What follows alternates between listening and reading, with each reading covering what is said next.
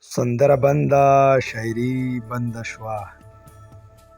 سندره بنده شاعري بنده شوه کابل کې غونډه کلتوري بنده شوه د فن په هر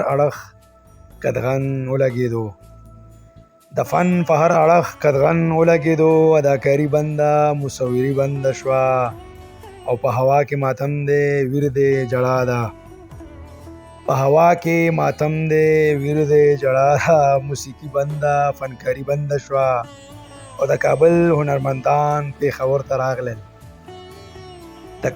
هنرمندان پېښور ته راغلل ناشناس او نغمې مزدوري بنده شوه او بامیان کې بوتان بیا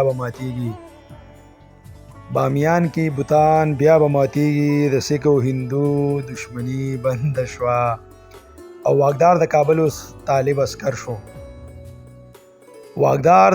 اوس طالب اسکر شو بادشاهي بنده جرنیلي بنده شوه او آخري شعر دی چې صمد د لیکلو اثر هغه نشته دی ازادي بنده رهبري بنده